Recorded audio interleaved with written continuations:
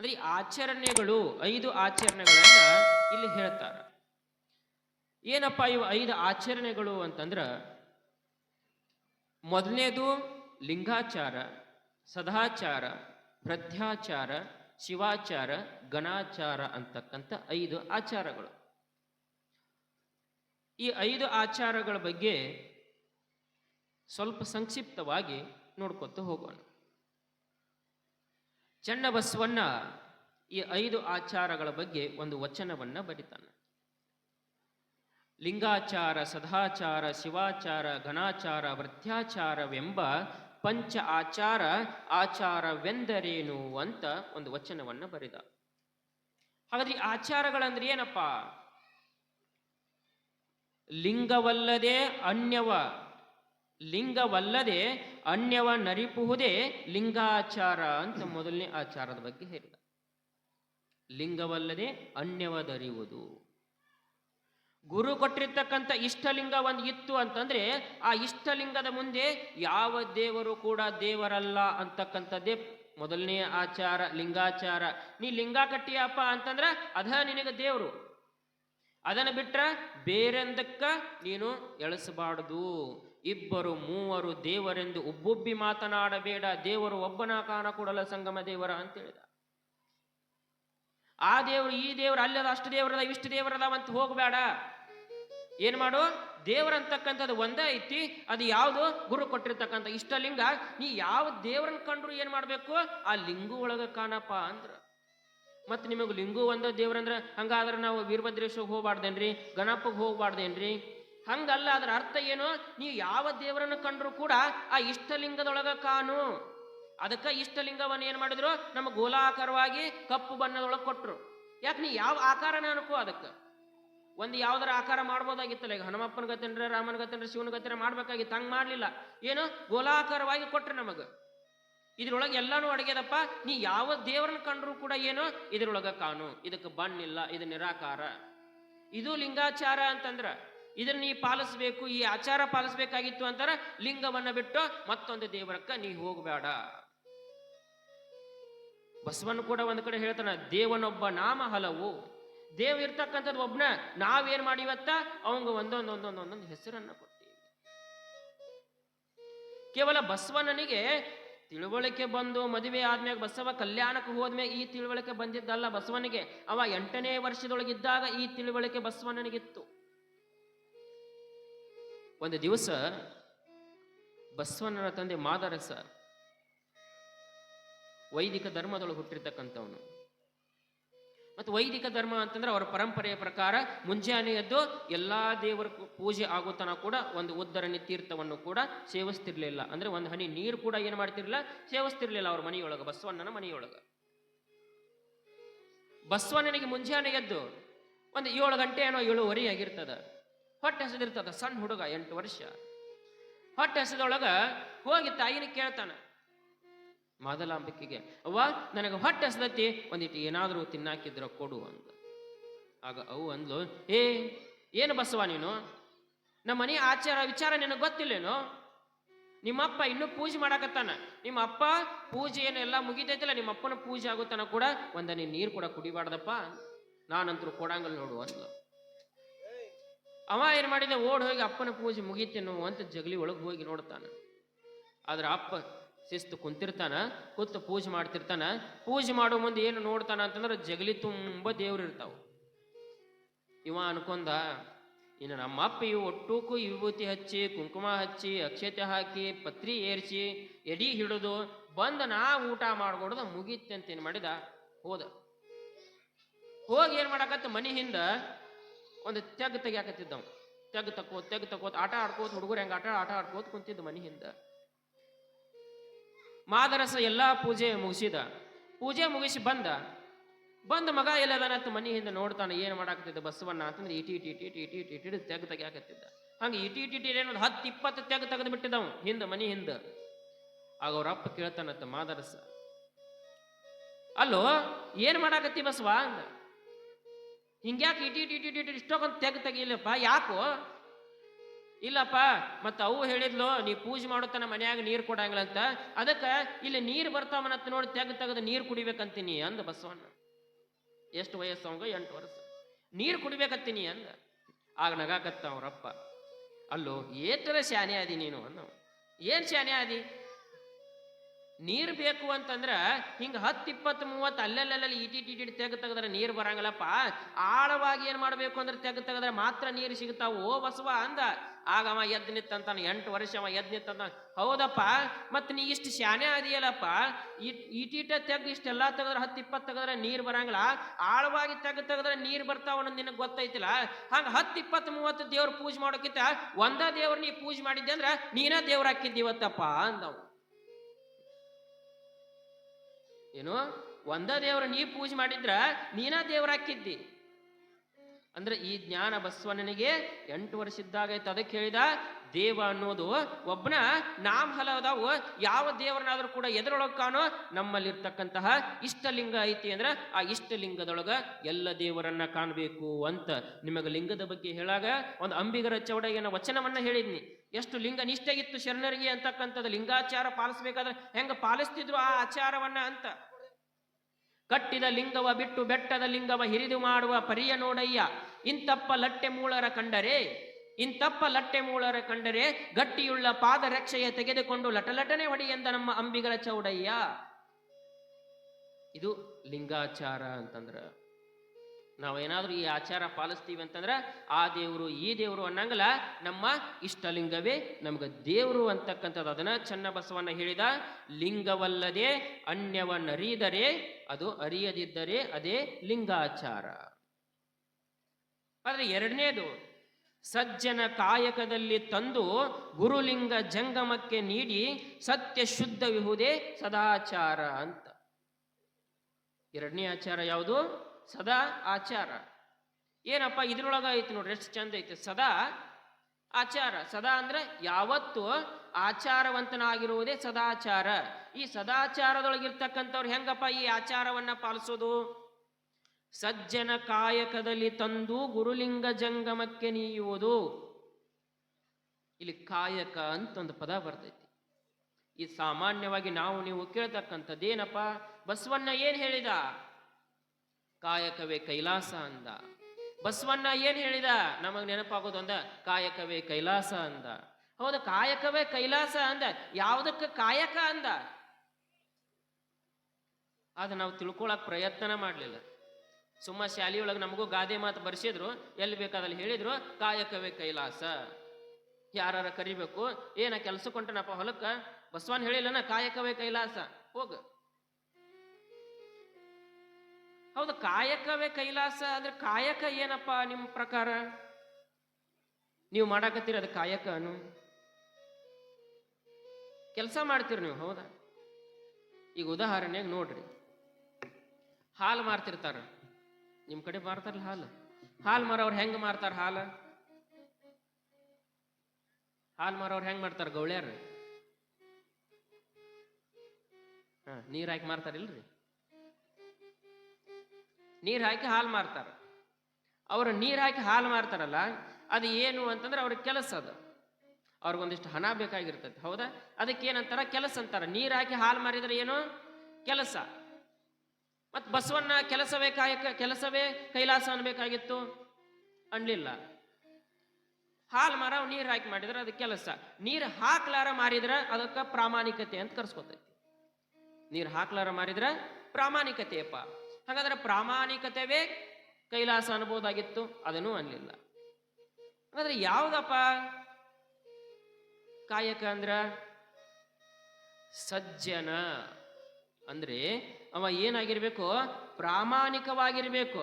ಪ್ರಾಮಾಣಿಕವಾಗಿ ದುಡ್ದಿರ್ತಕ್ಕಂತಹ ಯಾವುದೇ ಕೆಲಸ ಮಾಡ್ಲಿ, ಅವ ದುಡುದ ಅಂತಂದ್ರ ಅದರೊಳಗಿರ್ತಕ್ಕಂಥದ್ದನ್ನ ಅರ್ಧವನ್ನ ಏನ್ ಮಾಡಬೇಕು? ತಾನು ಇಟ್ಕೊಂಡು ಇನ್ನು ಅರ್ಧವನ್ನ ಗುರುಲಿಂಗ ಜಂಗಮರಿಗೆ ಸಮರ್ಪಣೆಯನ್ನ ಮಾಡಿದ್ರ ಅದು ಕಾಯಕ ಅಂತ ಅನ್ಸ್ಕೋತಿದ್ದಿಲ್ಲ ಅಂದ್ರೆ ಅದು ಕಾಯಕ ಅಲ್ಲ. ಇದಕ್ಕೆ ಕಾಯಕ ಅಂದಿದ್ದು ಬಸವಣ್ಣ. ಈಗ ಹೇಳ್ರಿ, ಯಾರ್ಯಾರ ಕಾಯಕ ಮಾಡಾಕತ್ತೀರಿ ಬಸವಣ್ಣ ಹೇಳಿದಂಗ? ಯಾರು ಮಾಡಾಕತ್ತೀರಿ? ನಾವು ಯಾರು ನಾನು ಹಿಡ್ದ ಹೇಳ್ತೇನೆ, ನಾವು ಯಾರು ಕಾಯಕ ಮಾಡಾಕತ್ತಿಲ್ಲ. ಆ ಕಾಯಕ ಮಾಡಾಕತ್ತೀವಿ ಅನ್ನೋದ ತಪ್ಪು. ನಾವು ಅದ ಶರಣರಿಗೆ ಸಮರ್ಪಣೆ. ಅದು ಶರಣರ್ ಬಿಟ್ರೆ ಮತ್ತೆ ಯಾರು ಕಾಯಕ ಮಾಡ್ತಾರೆ ಅಂದ್ರೆ ಅದು ಒಪ್ಪಾಕ್ ಸಾಧ್ಯನೇ ಇಲ್ಲ. ಯಾರು ನಾವು ದುಡ್ದಿರದೊಳಗೆ ಅರ್ಧ ಕೊಡ್ತೀವಪ್ಪ? ಅರ್ಧ ಅಲ್ಲ. ನಮ್ಮಂತಲ್ಲಿ 10 ರೂಪಾಯಿ ಐತಿ ಅಂತಂದ್ರ 9 ರೂಪಾಯಿ ಇಟ್ಕೊಂಡು 1 ರೂಪಾಯಿ ಕೊಡಾಕ ನಾವು ಏನ್ ಮಾಡ್ತೀವಿ? ಹಿಂದೆ ಮುಂದೆ ನೋಡ್ತೀವಿ ಯಾರಿಗಾರ. ಇನ್ನು ಅರ್ಧ ಕೊಡೋದು ದೂರ ಉಳಿತೀವಿ. ನಾವು 1 ರೂಪಾಯಿನೂ ಕೊಡಲ್ಲ ನಾವು. ಮತ್ತೆ ಹೆಂಗ ನಾವು ಕಾಯಕ ಅಂತೀವಿ? ಮತ್ತೆ ಹೆಂಗ ನಾವು ಆಚಾರ ಮಾಡ್ತೀವಿ? ಸದಾಚಾರ. ಸ್ಟೇಜ್ ಮ್ಯಾಗ ಕೂತು ದಾನ ಮಾಡ್ರಿ ದಾನ ಮಾಡ್ರಿ ದಾನ ಮಾಡ್ರಿ ಅನ್ನೋದು, ಕೆಳಗಿಳ್ದ ಅಂದ್ರೆ ಅವನ 1 ರೂಪಾಯಿ ಯಾರಿಗೂ ಕೊಡ್ತಿರಂಗಿಲ್ಲ. ಕೇವಲ ಏನ್ ಮಾಡಾಕತ್ತಿ ನಾವು? ಬಸವ ತತ್ವ, ಬಸವಣ್ಣನ ಶರಣರ ಒಂದು ತತ್ವಗಳನ್ನ ಕೇವಲ ಮಾತಿಲೇ ಪಾಲಿಸಾಕತ್ತೀವಿ ಹೊರತು ಯಾರು ನಾವು ಅವನ್ನ ಅಳವಡಿಸಕ್ ತಯಾರಿಲ್ಲ. ಅದಕ್ಕೆ ನಾವೇನಾಗಿವಿ? ಎಲ್ಲರೂ ಮಾನವರಾಗಿ ಉಳಿದೀವಿ.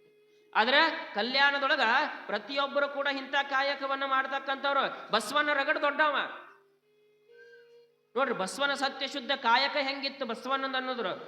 ಅವ ಬೇಡಿದ್ರೆ ರಾಜ ಏನ್ ಬೇಕಾದ್ ತಗೊಂಡ್ ಕೊಡ್ಬೋದಾಗಿತ್ತು. ಜಂಗಮರಿಗೆ ತಾವು ದುಡ್ದ ಹಾಕ್ಬೇಕಂತಕ್ಕಂಥದ್ದು ಇದ್ದಿದ್ದಿಲ್ಲ. ಒಮ್ಮೆ ಅಲ್ಲಮ ಪ್ರಭು ದೇವರು ಕಲ್ಯಾಣಕ್ಕೆ ಬಂದಿರತಕ್ಕಂಥ ಸಂದರ್ಭದೊಳಗ ಬಸವಣ್ಣ ರಾಜ್ಯದ ಒಂದು ಕೆಲಸ ಮಾಡ್ತಿರ್ತಾನೆ, ರಾಜನ ಕೆಲಸ.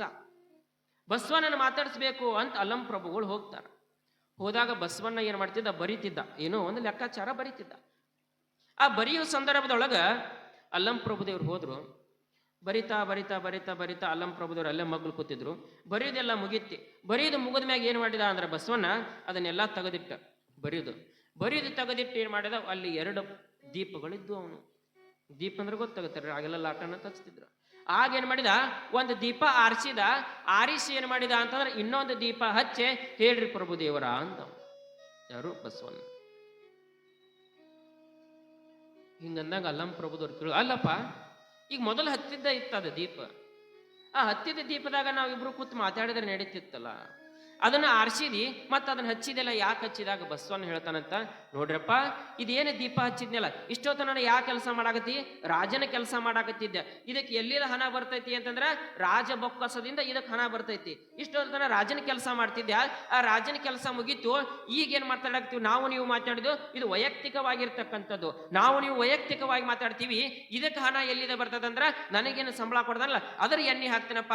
ಅದಕ್ಕೆ ಆ ರಾಜ ಬೊಕ್ಕಸದ ನಾನು ಉಪಯೋಗ ಮಾಡಬಾರ್ದು ಅಂತ ಅದನ್ನ ಆರಿಸಿ ಇದನ್ನ ಹಚ್ಚಿನಿ ಅಂದ ಬಸವಣ್ಣ. ಕೇವಲ ಬಾಯಿಲೆ ನುಡಿದಲ್ಲ, ಹಂಗ ನಡೆದವ ಬಸವಣ್ಣ. ಅಂದ್ರೆ ಅದು ಯಾವಾಗಲೂ ಕೂಡ ಸದಾಚಾರ ಅಂತ. ಇದು 2ನೇ ಆಚಾರ. ಹಾಗಾದ್ರೆ 3ನೆಯ ಆಚಾರ ಶಿವಾಚಾರ ಅಂತ ಕರಿತೀವಿ. ಏನ್ರಪ್ಪ ಶಿವಾಚಾರ ಅಂತಂದ್ರ ಶಿವಭಕ್ತರಲ್ಲಿ ಕುಲ ಗೋತ್ರವ ನರಿಯದಿರುವುದೇ ಶಿವಾಚಾರ ಅಂತ ಹೇಳಿದ್ರು. ಹೇಳಿದ್ರೆ ಗೊತ್ತಾತಲ್ಲ, ಕುಲ ಗೋತ್ರಗಳನ್ನು ಅರಿಯದೆ ಇರುವುದೇ ಶಿವಾಚಾರ. ಶಿವಭಕ್ತನು ಹಿರಿಯನೆಂದು ತಿಳಿಯಬೇಕು ಅಂತ ಹೇಳಿದ್ರು. ಅದಕ್ಕೆ ಬಸವಣ್ಣ ಒಂದು ಕಡೆ ಹೇಳಿಲ್ಲ, ಶಿವಭಕ್ತರ ಹಿರಿಯರು, ನಾನು ಅವರಿಗಿಂತನೂ ಕೂಡ ಸಣ್ಣವನು ಅಂತ ಬಸವಣ್ಣ. ಯಾರು ಶಿವನ ಭಕ್ತರಿರ್ತಾರೋ ಅವರಿಗೆ ಜಾತಿ ಭೇದಗಳು ಇಲ್ಲ ಅಂತ. ಅವ ಶಿವಭಕ್ತ ಅಂತಂದ್ರೆ ಶಿವನ ಸ್ವರೂಪವೇ. ಅದನ್ನು ಬಿಟ್ರೆ ಅವ ಆ ಜಾತಿ ಈ ಜಾತಿ ಅಂತಕ್ಕಂಥದ್ದಿಲ್ಲ. ಜ್ಯೋತಿಯ ಕೆಲಸ ಏನಿರ್ತತಿ? ಒಂದು ಜ್ಯೋತಿ ಅಂದ್ರೆ ದೀಪ. ಆ ದೀಪದ ಕೆಲಸ ಏನಪ್ಪ? ಬೆಳಕು ಕೊಡ್ತಕ್ಕಂಥದ್ದು. ಆ ಜ್ಯೋತಿ ನೀನು ಬಡವ್ರ ಮನೆ ಆಗದೀನಿ ಈಟ ಬೆಳಕು ಕೊಡಬೇಕು, ಸಾವುಕಾರ ಮನೆ ಆಗದೀನಿ ಭಾಳ ಆಟ ಬೆಳಕು ಕೊಡ್ಬೇಕು ಅಂತತೇನು ಅನ್ನಂಗಲ್ಲ. ನೀ ಬಡವ್ರ ಮನ್ಯಾಗ ಹಚ್ಚಿದ್ರು ಅದ ಬೆಳಕು ಕೊಡ್ತೈತಿ, ಶ್ರೀಮಂತರ ಮನ್ಯಾಗ ಹಚ್ಚಿದ್ರು ಅದ ಬೆಳಕು ಕೊಡ್ತೈತಿ. ಅದ್ರ ಕೆಲಸ ಏನು? ಬೆಳಗೋದು ಅಂದ ಅದ್ರ ಕೆಲಸ. ಹಂಗ ಶಿವಭಕ್ತನ ಕೆಲಸ, ಅವ ಶಿವಭಕ್ತ ಆದ ನಂತರ ಅವ ಯಾವ ಕುಲದೊಳಗಿದ್ರು ಕೂಡ ಅವ ದೊಡ್ಡವನ ಅಂತ ಹೇಳಿದ್ರು. ಅದು ಶಿವಾಚಾರದ ಪದ್ಧತಿ. ಶಂಕರಾಚಾರ್ಯರು ಕಾಶಿಯೊಳಗ ಸ್ನಾನ ಮಾಡಿ ಬರ್ತಿರ್ತಾರ. ಬಹಳ ಮಡಿ ಉಡಿ ಸ್ನಾನ ಮಾಡಿ ಬರುವ ಒಳಗೆ ಶಿಷ್ಯರು ಏನ್ ಮಾಡ್ತಿರ್ತಾರ ಅಂತಂದ್ರ ಸರೀರಿ ಸರೀರಿ ಸರೀರಿ ಸರೀರಿ ಅಂತ ಸರ್ಸ್ಕೋತ ಬರ್ತಿರ್ತಾರ ಮುಂದಿರೋರ್ನು. ಯಾಕೆ ಮುಟ್ಟಬಾರ್ದಲ್ಲ ಯಾರು. ಆಗ ಒಬ್ಬ ಇದ್ರಿಗೆ ಬಂದ್ಬಿಟ್ಟ, ನಿತ್ತು ಬಿಟ್ಟ ಸುಮ್ಮ ಸರಿಲೇ ಅಲ್ಲ ಸರಿ ಸರಿ ಅಂದ್ರ ಕೆಳಜಾತಿ ಅವ ಬಂದು ನಿಂತಿರ್ತಾನ. ಏ ಸರಿ ನೀ ಮುಟ್ಟಬಾರ್ದು, ನೀ ಸರಿ ಸರಿ ಅಂದ್ರು. ಆಗವ ಸರಿಯಂಗಲ್ಲ. ಅವ್ರಿಗೊಂದು ಪ್ರಶ್ನೆ ಮಾಡಿದ, ಗುರುಗಳ ನೀವೆಲ್ಲ ಹೇಳ್ತೀರಿ ನಾ ಸರಿ ಅಂತೀನಿ, ಸರಿ ಅಂತ ಯಾರಿಗಂದ್ರಿ ನೀವು? ಸರಿ ಅಂದ್ರಲ್ಲ, ಯಾರಿಗಂದ್ರಿ? ಏನು ನನಗಂದ್ರು, ಏನು ನನ್ನ ಒಳಗಿರ್ತಕ್ಕಂಥ ಆತ್ಮಕ್ಕಂದ್ರು ಅಂತ ಶಂಕರಾಚಾರ್ಯನ ಪ್ರಶ್ನೆ ಮಾಡಿದ. ಅವ ಎಷ್ಟು ಜ್ಞಾನಿ ಇರ್ಬೇಕು ನೋಡ್ರಿ. ಏನು ಪ್ರಶ್ನೆ ಮಾಡಿದ? ಏನು ಸರಿ ಅಂತ ನನಗಂದ್ರು, ಏನು ನನ್ನ ಒಳಗಿರ್ತಕ್ಕಂಥ ಆತ್ಮಕ್ಕಂದ್ರು? ಯಾವುದಕ್ಕೆ ಸರಿ ಅನ್ಬೇಕು? ಶಂಕರಾಚಾರ್ಯರಿಗೆ ದಿಗ್ಭ್ರಮೆ ಆಗ್ಬಿಡ್ತಿ. ಹೌದಲ್ಲಪ್ಪ, ಎಲ್ಲವೂ ಕೂಡ ಒಂದೇ. ಒಳಗಿರ್ತಕ್ಕಂಥ ಆತ್ಮ ಅದು ಹೆಣ್ಣು ಅಲ್ಲ, ಅದು ಗಂಡು ಅಲ್ಲ, ಅದು ಯಾವುದಕ್ಕೆ ಜಾತಿನೂ ಇಲ್ಲ, ಅದು ಜ್ಯೋತಿಯ ಸ್ವರೂಪ, ಎಲ್ಲರೂ ಕೂಡ ಒಂದೇ ಅಂತಕ್ಕಂಥದ್ದು ಅವತ್ತು ಶಂಕರಾಚಾರ್ಯ ತಿಳ್ಕೊಂಡು ಅವತ್ತಿನಿಂದ ಜಾತಿ ಭೇದವನ್ನು ಬಿಡ್ತಾರೆ ಶಂಕರಾಚಾರ್ಯರು. ಇದು ಶಿವಾಚಾರ್ಯ. ಇಂಥ ಆಚಾರವನ್ನು ಪಾಲಿಸಬೇಕಾಗಿತ್ತಂದ್ರೆ ನಾವು ಆ ಜಾತಿ ಈ ಜಾತಿ ಯಾವನ್ನು ಕೂಡ ಅನ್ನಬಾರದು, ಎಲ್ಲವೂ ಕೂಡ ಒಂದೇ ಅಂತಕ್ಕಂಥದ್ದು ಬಂದ್ರ ಅದು ಶಿವಾಚಾರ. ನಾಲ್ಕನೇದು ಭೃತ್ಯಾಚಾರ. ಭೃತ್ಯ ಅಂತಂದ್ರೆ ಭಕ್ತ. ಶಿವಶರಣರೇ ಭಕ್ತರಂತ ತಿಳಿಬೇಕಪ್ಪ. ಭಕ್ತ ಯಾರ ಭಕ್ತ? ಮುಂದಿರ್ತಕ್ಕಂಥವ್ರು ಎಲ್ಲರೂ ಕೂಡ ಭಕ್ತರೇ ಅಂತ ತಿಳ್ಕೊಳ್ಬೇಕು ನಮ್ಮ ಭಾವ. ನಾ ಭಕ್ತ ಅದೀನಿ, ನಾ ಭೃತ್ಯಾಚಾರ ಪಾಲಿಸ್ತೀನಿ ಅಂತಂದ್ರ ಬಸವನ ಗಲ್ಲಮ್ಮ ಪ್ರಭುದೇವರು ಪ್ರಶ್ನೆ ಮಾಡ್ತಾರ, ಮರ್ತ್ಯ ಲೋಕದೊಳಗೆ ಭಕ್ತರುಂಟೆ ಹೇಳೋ ಬಸವ. ಈ ಮರ್ತ್ಯ ಲೋಕದೊಳಗೆ ಭಕ್ತರುಂಟೆ ಹೇಳೋ ಬಸವ ಅಂದಾಗ ಬಸವಣ್ಣ ಅಂದ, ಇಲ್ಲ ಇಲ್ಲ ಇಲ್ಲ, ಮರ್ತ್ಯ ಲೋಕದೊಳಗೆ ಭಕ್ತರಾರೂ ಇಲ್ಲ. ಮರ್ತ್ಯ ಲೋಕದೊಳಗೆ ಭಕ್ತರಾರೂ ಇಲ್ಲ, ನಾನೊಬ್ಬನೇ ಭಕ್ತ ಅಂತ ಬಸವಣ್ಣ. ಆಗ ಅಲ್ಲಂ ಪ್ರಭುಗಳು ಮತ್ತಂದ್ರತ್ತ, ಹಾಗಾದ್ರೆ ಮತ್ತೆ ಎಲ್ಲ ಉಳ್ಕಾದವ್ರು ಏನು ಒಬ್ಬ ಬಸವಣ್ಣ ನೀವು ಒಬ್ಬನ ಭಕ್ತ ಅಂದ್ಯಲ್ಲ?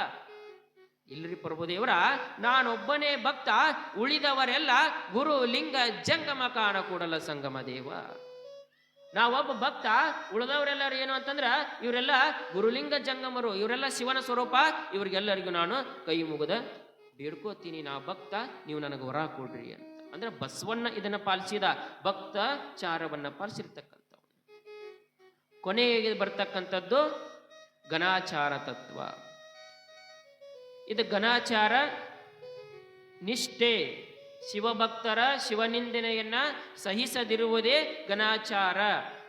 ಯಾರಾದರೂ ಶಿವನಿಗೆ ಅವಮಾನ ಮಾಡಾಕತ್ತಾರ, ಯಾರಾದರೂ ಶಿವನಿಗೆ ಬೇಯಾಕತ್ತಾರ, ಯಾರಾದರೂ ಶಿವಧರ್ಮವನ್ನು ಕೆಳಗೆ ಹಾಕ್ಯಾರ ಅಂತಂದ್ರೆ ಅವರಿಗೆ ಪ್ರಶ್ನೆ ಮಾಡ್ತಕ್ಕಂಥದ್ದು, ಅದನ್ನು ಖಂಡಿಸ್ತಕ್ಕಂಥದ್ದು ಯಾವುದು ಅಂತಂದ್ರೆ ಅದು ಘನಾಚಾರ ತತ್ವ. ಇದನ್ನು ಪಾಲಿಸಿರ್ತಕ್ಕಂಥವ್ರು ಬಹಳ ಮಂದಿ ಶರಣರದಾರ. ಗಟ್ಟಿವಾಳಯ್ಯನಂತಕ್ಕಂಥವ್ರು, ಮಡಿವಾಳ ಮಾಚಿದೇವ ಅಂತಕ್ಕಂಥವ್ರು. ಮಡಿವಾಳ ಮಾಚಿದೇವ ಯಾವ ರೀತಿ ಘನಾಚಾರ ತತ್ವವನ್ನು ಪಾಲಿಸ್ತಿದ್ದ ಅಂತಂದ್ರ, ಶರಣರ ಒಂದು ಬಟ್ಟೆಗಳನ್ನು ಮಡಿ ಮಾಡ್ತಕ್ಕಂಥ ಕಾಯಕ ಒಂದು ಮಡಿವಾಳ ಮಾಚಿದೇವ ಒಂದು. ಆದ್ರೆ ಅವನು ಯಾವಾಗ ಏನ್ ಮಾಡ್ತಿದ್ದ, ಒಂದು ಖಡ್ಗ ಇಡ್ತಿತ್ತು ಅವನಂತಲ್ಲಿ. ಏನೋ ವೀರಗಂಟಿ ಮಡಿವಾಳ ಅಂತನೂ ಕರೀತಾರೆ. ಒಂದು ಗಂಟಿ ಒಂದು ಖಡ್ಗ. ಮಡಿವಾಳ ಮಾಚಿದೇವ ಬಂದ ಅಂತಂದ್ರೆ ಇರೋರೆಲ್ಲ ಗೊತ್ತಾಗಿರ್ಬೇಕು, ಗಂಟಿ ಶಬ್ದಕ್ಕ ಮಡಿವಾಳ ಮಾಚಿದೇವ ಬಂದನ, ನಾವು ದೂರ ಸರಿಬೇಕು ಅಂತ. ಯಾರಾದ್ರೂ ಅವನ ಕಾಯಕಕ್ಕೆ ಅಡ್ಡಿ ಮಾಡಾಕತ್ರು ಅಂತಂದ್ರ, ಶಿವಧರ್ಮಕ್ಕೆ ಅಡ್ಡಿ ಮಾಡಾಕತ್ರು ಅಂತಂದ್ರ ಖಡ್ಗದಿಂದ ರುಂಡವನ್ನು ತೆಗಿತಕ್ಕಂಥ ಧೀರ ಯಾರು ಅಂತಂದ್ರ ಅವ ಮಡಿವಾಳ ಮಾಚಿದೇವ. ಅಂಥವ್ರು ಏನ್ ಮಾಡಿದ್ರು, ಆ ಘನಾಚಾರ ತತ್ವವನ್ನು ಪಾಲಿಸಿರ್ತಕ್ಕಂಥವ್ರು. ಹಿಂಗೆ ಈ 5 ಆಚಾರವನ್ನ ಪಾಲಿಸೋದೈತಲ್ಲ ಅಷ್ಟು ಸುಲಭವಾಗಿರ್ತಕ್ಕಂಥವಲ್ಲ. ಇವನ್ನ ಪಾಲಿಸ್ಬೇಕಾಗಿತ್ತು ಅಂತಂದ್ರ ಈ ಎಲ್ಲವನ್ನು ಕೂಡ ನಾವು ಲಿಂಗ ಒಂದೇ ಅನ್ಬೇಕು, ಎಲ್ಲರೂ ಒಂದೇ ಅನ್ಬೇಕು, ಯಾವಾಗಲೂ ಆಚಾರವಂತರಾಗಿರ್ಬೇಕು. ಯಾರ್ದು ಹಣ ನಮಗೆ ಬ್ಯಾಡ ಅಂತಕ್ಕಂಥದ್ದು ಮೊದಲು ಇರಬೇಕು. ನಾವು ಯಾರು ಅನ್ನಂಗಿಲ್ಲ, ಇನ್ನೊಂದಿಷ್ಟು ಬರ್ಲಿ ಇನ್ನೊಂದಿಷ್ಟು ಬರ್ಲಿ ಇನ್ನೊಂದಿಷ್ಟು ಬರ್ಲಿ ಅಂತೀವಿ. ಯಾಕೆ? ಆಸೆ ನಮಗೆ ಹೆಚ್ಚು. ಎಷ್ಟು ಆಸೆ ಇರುತ್ತೆ ಮನುಷ್ಯನಿಗೆ. ಈಗ ಹೊಂಟಿರ್ತೀರಿ ನೀವು ಮನೆಗೆ, ಪುರಾಣ ಮುಗಿಸೋದು ಮನೆಗೆ ಹೋಗೋ ಮುಂದೆ ಒಂದು 50 ರೂಪಾಯಿ ಬಿದ್ದಿರ್ತೈತಿ. ಹೋಗೋ ಮುಂದೆ 50 ರೂಪಾಯಿ. ಆ 50 ರೂಪಾಯಿ ಬಿದ್ದಾಗ ನಿಮಗ ಸಿಗುತ್ತ. ಆ 50 ರೂಪಾಯಿ ಕೈಯಾಗಿ ಹಿಡ್ಕೋತೀರಿ ನೀವು. ಹಿಂಗೆ ಕೈಯಾಗಿ ಹಿಡ್ಕೊಂಡು ಸಮಾಧಾನ ಅನಿಸ್ತತ್ತ ನಿಮಗೆ 50 ರೂಪಾಯಿ. ಅದನ್ನ ನೋಡಿ ಏನಂತೀರಿ? ವೀರಭದ್ರೇಶ್ವರ 50 ರೂಪಾಯಿ ಸಿಗಂಗ್ ಮಾಡಿ ನೋಡಿ, ಚಲೋ ಆತಂತೀವನ್ನ ನಾವು. ಏನಂತೀವಿ ಹೇಳ್ರಿ ನೋಡೋಣ, ಏನು ಬರುತ್ತೆ? ಸಿಗೋದು ಸಿಕ್ಕತ್ತಿ, 50 ಸಿಕ್ಕತ್ತಲ್ಲ, 100 ಹೆಂಗಾಕಿತ್ತದು? 100 ಸಿಕ್ಕರೆ 200 ಹೆಂಗಾಕಿತ್ತು? 200 ಸಿಕ್ಕರೆ 500 ಇರಬಾರ್ದಾಗಿತ್ತು ನೋಡು. 500 ಸಮಾಧಾನ ಆಗತ್ತಾನ? ಇಲ್ಲ. ಸಿಗೋದು ಸಿಕ್ಕತ್ತಿ, 2000 ನೋಟ್ ಗುಲಾಬಿ ಕಲರ್ ಸಿಕ್ಕಿದ್ರೆ ಚಲೋ ಆಕಿತ್ತು ನೋಡು. ಹೌದಿಲ್ಲ? ಅಂದ್ರ ಎಷ್ಟಿದ್ರು ಕೂಡ ಮನುಷ್ಯನಿಗೆ ಸಮಾಧಾನ ಇಲ್ಲ. ನಮಗೆ ಇನ್ನೂ ಬೇಕು ಬೇಕು ಬೇಕು. ಅದು ಸಿಕ್ಕಿದ್ರೊಳಗೂ ಸಮಾಧಾನ ಇಲ್ಲ ನಮಗ. ಇನ್ನೂ ಹೆಚ್ಚು ಸಿಗಬೇಕಾಗಿತ್ತು ಅಂತಕ್ಕಂಥದ್ದು. ಇಂಥದಿತ್ತು ಅಂತಂದ್ರೆ ನಾವು ಈ ಆಚಾರಗಳನ್ನು ಪಾಲಿಸಿದಂಗಲ್ಲ. ಅದು 50 ರೂಪಾಯಿ ಸಿಕ್ಕತ್ತಪ್ಪ ಅಂತಂದ್ರೆ ಏನು ಮಾಡಬೇಕು? ಮನೆಗೆ ತಗೊಂಡು ಹೋಗ್ಬಾರ್ದ, ಅದನ್ನು ತಂದ ಯಪ್ಪ ನಿನ್ನ ಕೃಪೆಯಿಂದ ಸಿಕ್ಕತಿ ಇದನ್ನು ತಗೋಪ್ಪ ಅಂತ ವೀರಭದ್ರೇಶ್ವರ ಗುಡಿ ಹುಂಡಿಯೊಳಗೆ ಹಾಕಿದ್ರೆ ನಾವು ಈ ಆಚಾರಗಳನ್ನು ಪಾಲಿಸಿದಂಗೆ. ನಾವೆಲ್ಲ ನಮ್ಮ ಹುಂಡಿ ತುಂಬಿಸೊಳಗ ನೋಡ್ತೀವಿ, ವೀರಭದ್ರೇಶ್ವರ ಹುಂಡಿ ನಮಗೆ ಯಾವಾಗ ಕಾಣಬೇಕು? ಇದಕ್ಕೆ ಕಾಣಬೇಕಾಗಿತ್ತು ಅಂತಂದ್ರೆ ಈ ಪಂಚ ಆಚಾರಗಳನ್ನು ಕೂಡ ನಾವು ಪಾಲಿಸಬೇಕು.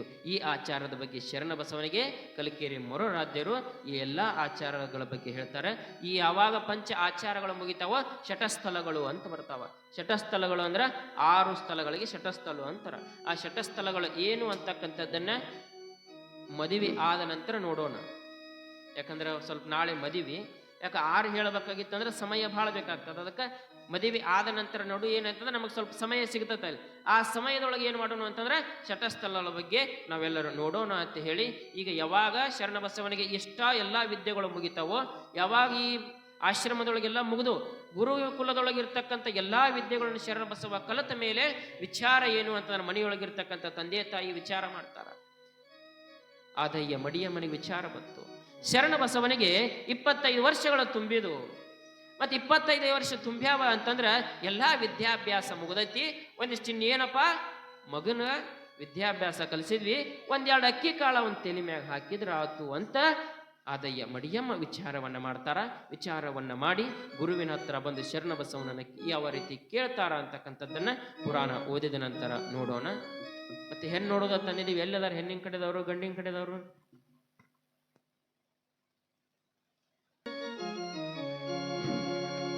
ಗುರುವಿನಾಣತಿಯಂತೆ ಶರಣಂ ಕರುಣೆ ಮಾದಮ್ಮನಲಿ ಪೆಸೆಯಿಂದಿರದೆ ಲೌಕಿಕ ಪಾರಮಾರ್ಥಗಳೆರಡನೊಂದಿದಂ ಲೌಕಿಕ ಪಾರಮಾರ್ಥನೆರಡನೊಂದಿದಂ.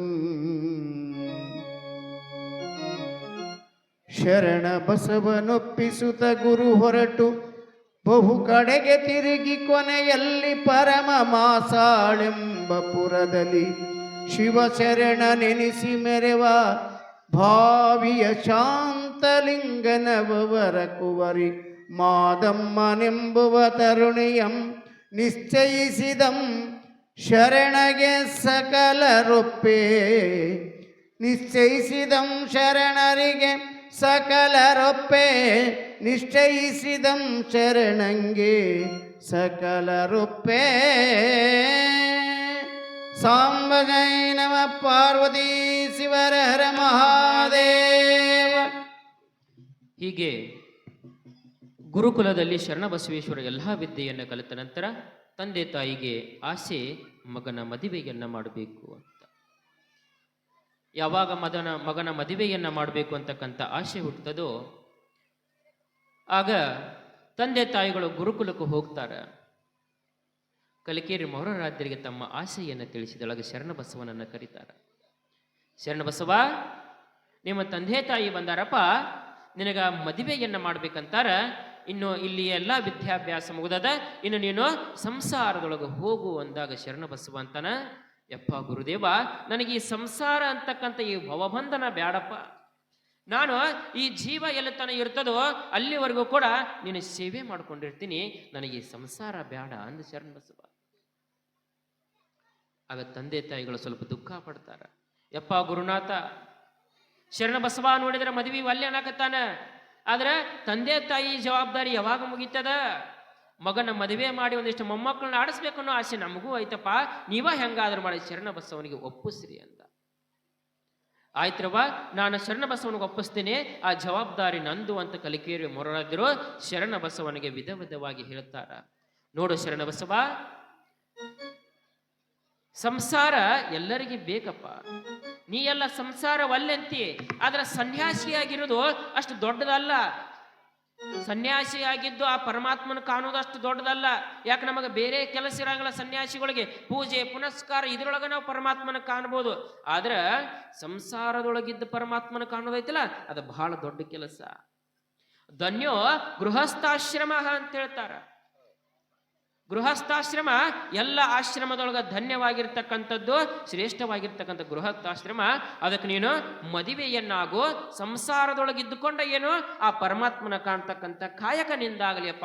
ಗುರು ಲಿಂಗ ಜಂಗಮರ ಸೇವೆಯನ್ನ ಮಾಡುತ್ತಾ ಹೆಂಡರು ಮಕ್ಕಳು ಇದರೊಳಗ ನೀನು ಆ ಪರಮಾತ್ಮನ ಕಾಣು, ಪಾರಮಾರ್ಥವನ್ನು ಕಾಣುವಂತ ಗುರುಗಳು ಬೋಧನೆಯನ್ನ ಮಾಡ್ತಾರ. ಆವಾಗ ಶರಣಬಸವ ಗುರುವಿನ ಅಪ್ಪನೆಯಂತೆ ಏನು ಮಾಡಿದ್ರು ಅಂತಂದ್ರೆ ಮದುವೆಗೆ ಒಪ್ಪುಗೊಳ್ತಾರ. ಯಾವಾಗ ಮದುವೆಗೆ ಒಪ್ಕೊಂಡ್ರು ಆಗ ಗುರುಗಳು ಏನು ಮಾಡಿದ್ರು, ಅಲ್ಲಿ ಕನ್ಯೆಯನ್ನು ಹುಡುಕಾಡಕ್ಕೆ ಹೋಗ್ತಾರ. ಯಾಕಂದ್ರೆ ಕನ್ಯಾ ಹುಡುಕಾಡೋದಂತಂದ್ರೆ ಸರಳ ಅಲ್ಲ. ಒಮ್ಮೆ ಮದುವೆ ಹಾಕಿವಿ ಅಂತಂದ್ರೆ ಸಿಗೋದು ಅಲ್ಲ. ಆಗ ಗುರುಗಳು ತಂದೆ ತಾಯಿಗಳಿಗೂ ಕೂಡ ಏನು ಮಾಡ್ತಾರ, ಹಲವಾರು ಕಡೆ ಕನ್ಯೆಯನ್ನು ಹುಡುಕ್ತಾರ. ಹಲವಾರು ಕಡೆ ಕನ್ಯಾ ಹುಡುಕಿ ನಂತರ ಮಾಶಾಲ ಅಂತಕ್ಕಂಥ ಒಂದು ಗ್ರಾಮ, ಆ ಮಾಶಾಲ ಗ್ರಾಮದೊಳಗ ಶಾಂತಲಿಂಗಪ್ಪನವರು ಮತ್ತು ಗಂಗಮ್ಮ ಅಂತಕ್ಕಂಥ ಪುಣ್ಯ ದಂಪತಿಗಳಿರ್ತಾರ. ಆ ಇಬ್ಬರ ದಂಪತಿಗಳಿಗೆ ಒಬ್ಬಳು ಮಗಳು, ಅದು ಮಾಧಮ್ಮ. ಆಕೆಯನ್ನು ನೋಡ್ಕೊಂಡು ಬರ್ತಾರ. ಅವರ ಸಂಸ್ಕಾರ ಇವರ ಮನೆತನ ಸಂಸ್ಕಾರ ಎರಡೂ ಕೂಡ ಒಂದೇ ಇರುವುದರಿಂದ ಆಗ ಮಾದಮ್ಮನನ್ನ ನಾವು ನೋಡಿ ಬರಬೇಕು, ಆ ಮಾದಮ್ಮನನ್ನೇ ಶರಣಬಸವಾಗ ಮದುವೆ ಮಾಡಬೇಕು ಅನ್ನೋ ಆಸೆಯಿಂದ ಏನು ಮಾಡ್ತಾರ, ಇಬ್ಬರು ಕೂಡ ಒಪ್ಪಿಗೆ ಇರ್ತದ. ಆದರೆ ಇಬ್ಬರ ಒಪ್ಪಿಗೆ ಆದ ಮೇಲೆ ಮಾತುಕತೆಯನ್ನು ನಡೆಸಬೇಕಲ್ಲ. ಹಾಗೆ ಅಲ್ಲಿ ಹೆಂಗ ಮಾಶಾಲ ಗ್ರಾಮದೊಳಗ ಮಾತುಕತೆ ನಡೀತೋ ಹಂಗ ನಾವು ಏನು ಮಾಡೋಣ, ಇಲ್ಲೇ ಒಂದಿಷ್ಟು ಆ ಮಾತುಕತೆ ನಡೆದಂಗ ಇಲ್ಲೊಂದು ಕಾರ್ಯವನ್ನ ಮಾಡೋಣ ಅಂತ ಹೇಳಿ. ಈಗ ಯಾರ್ಯಾರು ಬೀಗರ್ ಹಾಕಿರಿ, ಅವ್ರು ದೂರದಾರ ನೋಡಲ್ಲಿ ಬೀಗ್ರು ಬರ್ರಿ. ಬಂಗಾರಿನ ಬಾಳ ಕೇಳಂಗಲ್ಲ, ಬರ್ರಿ. ಅಲ್ಲಿ ಹಿಂದೆ ಕೂತಾರ. ಯವ್ವ ಸ್ವಲ್ಪ ಮುಂದಕ್ಕೆ ಬರ್ರಿ. ಬೀಗತನ ಮಾಡಕ್ ಬಂದ್ರೆ ಹಿಂಗ ಕುಂದಿರ್ತೀರಿ ಹೊರಗೆ. ಬರ್ರಿ ಇಲ್ಲಿ ನೋಡ್ರಿ.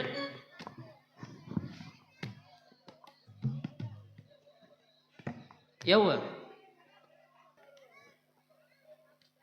ಸ್ವಲ್ಪ ನಡು ಬಿಡಿಸ್ರಿ. ಹಿಂಗ ಬೀಗ್ರನ್ನ ಗೆರಿ ಹಾಕ್ರಿ ನಡು ಒಂದು. ಇವರು ಮೈಕ್ನಾಗ ಹೇಳ್ರಿ. ನಾವು ಗಣ್ಯರು. ನಾವು ಗಣ್ಯವ್ರು. ಹೆಣ್ಣೆವ್ರು ಎಲ್ಲದಿರಪ್ಪ? ನಾವ್ರಿ. ನೀವ್ರಿ. ಹುಡುಗಿ ತೋರಿಸಿದ್ರ ನಾವ್ರು? ಹುಡುಗಿನ ನೋಡಿ ನಮಗೆ ಮನ್ಸಿಗೆ ಬಂದತ್ರಿ. ಪಕ್ಕ ನೋಡ್ರಿ. ಇಲ್ಲ ನೋಡಿ ಒಪ್ತದ. ಅಲ್ಲ ಹೇಳಕ್ ಬರಂಗಿಲ್ಲ, ಫೋಟೋದಾಗ ಬೇರೆ ಹೋಗಾನ ಬೇರೆ ಆಗಿರ್ತಾವ ಒಂದೊಂದು. ಅಡ್ಜಸ್ಟ್ ಇಲ್ಲ ಅಂದ್ರೆ ಮದುವೆಯಾಗ ತಾಳಿ ಕಟ್ಟಾಗ್ರ ಬದಲಾಗಿರ್ತಾವ. ಇಲ್ಲ ನೋಡಿ ಅಪ್ಪ, ಈಗ ಸಿಕ್ಕರ್ ಸಾಕಾಗೈತೆ ಕಣ್. ಪಕ್ಕ ನೋಡ್ರಿ. ಹುಡುಗ ಮನೆತನ ಹೆಂಗೈತ್ರಿ? ಬರಲ್ಲ ಬೇಸ. ದಿನ ಲಿಂಗ ಪೂಜೆ ಅದು ಮಾಡ್ಕೋತಾರಲ್ಲ, ಕೇಳ್ರಿ. ಮಾಡ್ಕೊಂತಾರ ಮಾಡ್ಕೊಂತಾರ. ಎಲ್ಲ ನೀವೇ ಹೇಳ್ತಿರಲ್ಲ ಅಂದ್ರೆ ಮೊದ್ಲು ಫಿಕ್ಸ್ ಆಗೈತೆ ಒಳಗ ಮುಂಚೆ ಹೇಳಿ ಕಳಿಸಿದ್ರಪ್ಪ ಅವ್ರ. ಹೌದ್ರಿ. ನಿಮ್ ಕಡೆ ನೋಡಿವ್ರಿ ಹುಡುಗನ್ ನೋಡಿದ್ರಿ? ನೋಡಿವ್ರಿ. ಇಷ್ಟ ಆಗ್ಯಾನ್ರಿ? ಇಷ್ಟ ಆಯ್ತು. ನಿಮಗಲ್ರಿ ಹುಡುಗಿ ಕೇಳಿ ನೋಡಿ ಹೇಳಪ್ಪ.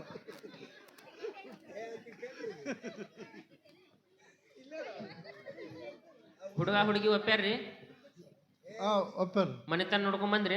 ನೋಡ್ಕೊಂಡ್ ಬಂದ್ವಿ. ಹೊಲ ಮನಿ ನೌಕರಿ ನೋಡ್ಕೊಂಡ್ ಬಂದ್ವಿ. ಎಲ್ಲ ಹೊಲ ಎಷ್ಟೈತತ್ರಿ? 10 ಎಕರೆ ಐತದ. ಗುಡ್ಡದ ಮ್ಯಾಗ ನಿಂತ ಕಣ್ಣಿಗೆ ಕಾಣಟ್ ಎಲ್ಲ ನಮ್ದ ಅಂದ್ರನ? ಕಣ್ಣಿಗೆ ಕಾಣ್ಲಾಗೈತಿ. ಹೊಳಿ ಹೆಚ್ಚಕ್ಕೆ ಅವ್ರದ್ದು ಹರಿತೈತೆ ಅಲ್ತಾನ. ಇಷ್ಟ ಆಗೈತ್ರಿ? ಇಷ್ಟ ಆಯ್ತು. ಕೇಳ್ರಿ ಅವ್ರನ್ನ. ಹೆಂಗಪ್ಪ ಹುಡುಗಿ ಇಷ್ಟ ಆಯ್ತಿಲ್ಲ? ನಮಗೆ ಒಪ್ಪೈತಪ್ಪ. ನಿಮ್ಮ ಮನಸ್ಸು ಒಪ್ಪಕ್ಕಲ್ಲ? ಒಪ್ಪೈತೆ. ಕೊಡೋದು ತಗೊಳ್ಳೋದು ಮಾತಾಡ್ರಿ. ಏನ್ ಕೊಡ್ತೀರಿ, ಏನ್ ತಗೋತೀರಿ, ಏನ್ ಕೊಡ್ತೀರಪ್ಪ ಮತ್ತೆ ಹುಡುಗಿ ಕಡೆ ನೀವು? ನೋಡಪ್ಪ, ಇವಾಗ ಬಂಗಾರ ರೇಟು ಭಾಳ ತುಟ್ಟಿ ಆಗೈತಿ. ಬಂಗಾರ ಗಿಂಗಾರ ಸೇನ್ ಇಲ್ಲ. ಒಪ್ಪಿಗಿದ್ರ ಹೆಣ್ಣು ಮಾಡ್ಕೋರಿ, ಒಪ್ಪಿಗಿದ್ರ ನಾವು ಮಾಡ್ಕೊಂತೀವಿ ಅಷ್ಟೇ. ತರದ್ ಬೇಡ, ಈ ಕೈಯಾಗಿದ್ದು ಕೊಟ್ಟೋಗ್ಬಿಡ್ರಿ. ಕೊಟ್ಟಂಗಂತ ತಿಳ್ಕೊಂಡು ಒಪ್ಕೊಂಬಿಡ್ರಿ ಅಷ್ಟೇ. ವರೋಪಚಾರ ಏನು, ಮದುವೆಗೆ ಎಷ್ಟು ಮಂದಿ ಬರ್ಬೇಕು, ಮದುವೆ ಯಾರ ಕಡೆ ಮಾಡಿಸ್ತೀರಿ? ಮದುವೆ ಗಂಡ ಕಡೆಗೆ. ನಮ್ಮ ಕಡೆಗೆ ಗಂಡಿನ ಕಡೆ. ನೀವು ಎಷ್ಟು ಗಾಡಿ ತಗೊಂಡ್ಬರ್ತೀರಿ? ನೀವು ಎಷ್ಟು ಗಾಡಿ ತಗೊಂಡ್ಬರ್ತೀರಿ? 2 ಗಾಡಿ ತಗೊಂಡ್ಬರ್ತೀವಿ. ಅಲ್ಲ ರಾಜುಗಳು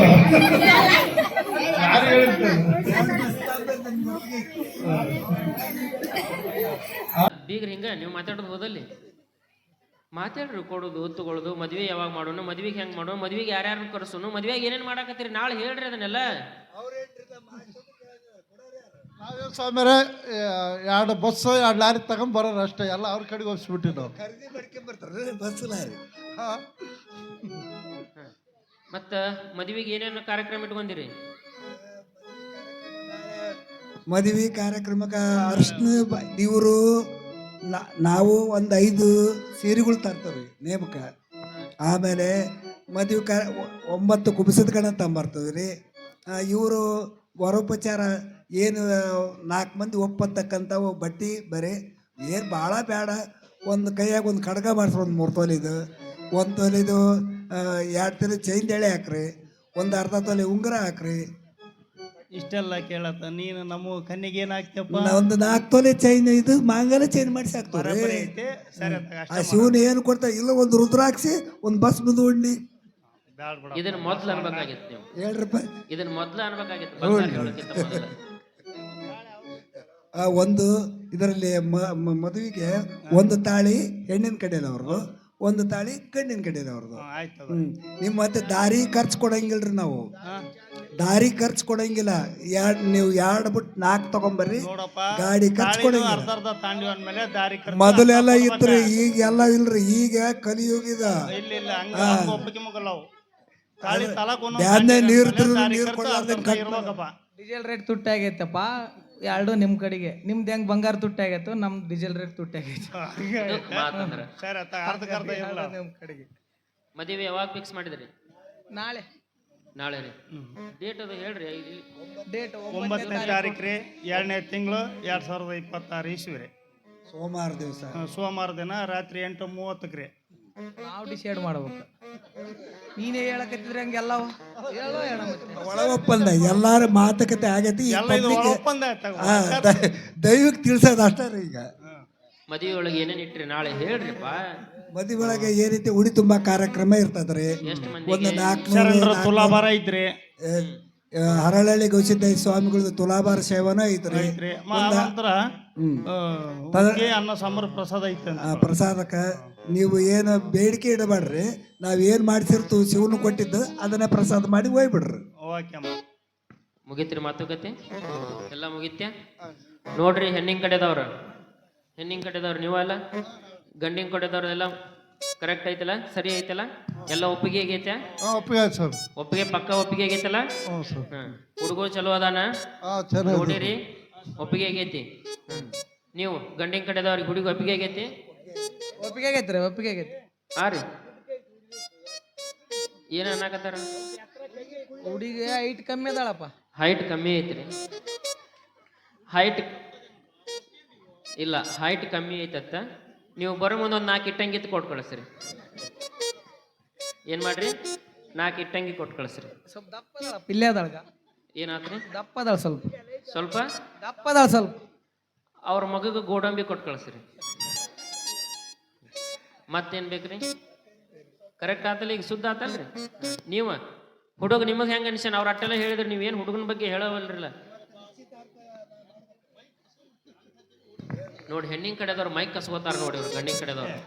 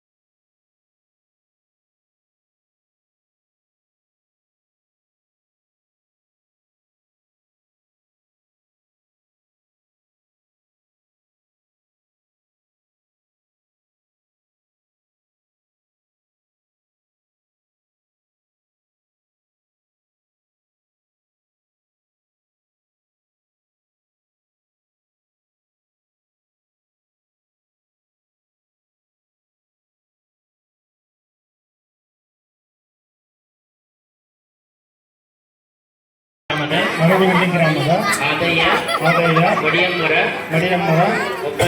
ಒಬ್ಬನೇ ಪುತ್ರನಾದ ಶರಣಬಸವನಿಗೆ ಕೊಡುತ್ತಿದ್ದೇವೆ.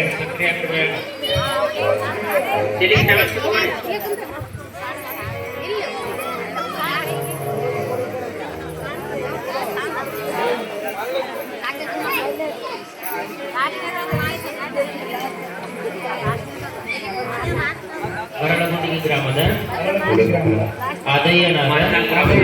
ನಾನು ನನ್ನ ಜ್ಯೇಷ್ಠ ಪುತ್ರನಿಗೆ ಮಾಶಾಲ ಗ್ರಾಮದ ವಾವಿಮನೆಯ ಮಾದಮ್ಮನನ್ನ ಶಾಂತಲಿಂಗಪ್ಪನವರ ಮಗಳಾದ ನಮ್ಮ ಮಾದಮ್ಮನನ್ನ ಸ್ತ್ರೀಯಾದ ಮನಸಾ ಇಚ್ಛೆವಾಗಿ ನನ್ನ ಮಗನಿಗೆ ತಂದುಕೊಳ್ಳುತ್ತಿದ್ದೇವೆ. ಅರಳುಗುಂಡಿ ಗ್ರಾಮದ ಆದಯ್ಯ ಮಡಿಯಮ್ಮರ ಒಬ್ಬನೇ ಪುತ್ರನಾದ ಶರಣಬಸವನಿಗೆ ಕೊಡುತ್ತಿದ್ದೇವೆ.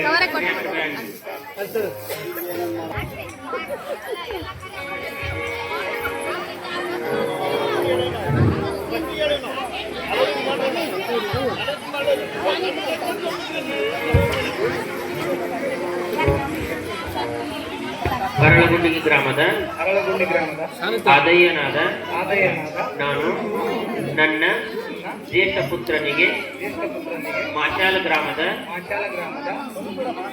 ಮಾದಮ್ಮನನ್ನ ಶಾಂತಲಿಂಗಪ್ಪನವರ ಮಗಳಾದ ಮಾದಮ್ಮನನ್ನ ಮನಸಾ ಇಚ್ಛೆವಾಗಿ ನನ್ನ ಮಗನಿಗೆ ತಂದುಕೊಳ್ಳುತ್ತಿದ್ದೇವೆ.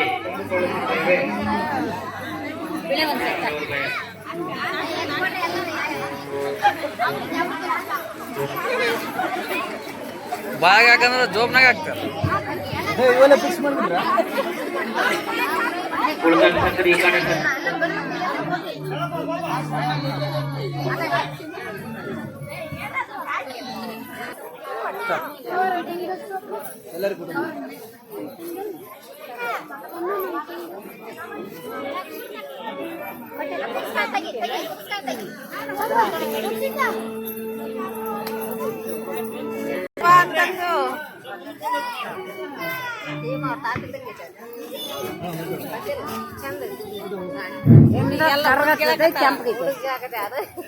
ಇಲ್ಲಿ ಹೇಗೆ ಮಾಡಿದರೆ ಹೀಗೂ ಕೂಡ ಅವತ್ತಿನ ಕಾಲದೊಳಗ ಶರಣ ಬಸವರಿಗೆ ಮಾದಮ್ಮನನ್ನ ನೋಡ್ತಕ್ಕಂಥ ಕಾರ್ಯವನ್ನು ಮಾಡಿದ್ರು. ಅಲ್ಲಿ ಹೇಗೆ ಮದುವೆಯನ್ನ ಮಾಡಿದ್ರು ಅದೇ ತರನಾಗಿ ನಾಳೆಯ ದಿವಸ ಇಲ್ಲಿಯೂ ಕೂಡ ಮದುವೆಯ ಕಾರ್ಯಕ್ರಮ ಇರೋದ್ರಿಂದ ಹಾಗೂ ಆ ಮದುವೆಯಲ್ಲಿ ಅರಳಳ್ಳಿ ಪೂಜ್ಯರ ತುಲಾಭಾರ ಕಾರ್ಯಕ್ರಮ ಮತ್ತು ತಾಯಂದಿರಿಗೆ ಗುಡಿ ತುಂಬುವ ಕಾರ್ಯಕ್ರಮ ಹಾಗೂ ಪೂಜ್ಯರ ಆಶೀರ್ವಚನ ಕೂಡ ನಾಳೆಯ ದಿವಸ ಇರ್ತೈತಿ. ಮತ್ತೆ ಪ್ರಸಾದವೂ ಕೂಡ ನಾಳೆಯ ದಿವಸ ಇರ್ತೈತಿ.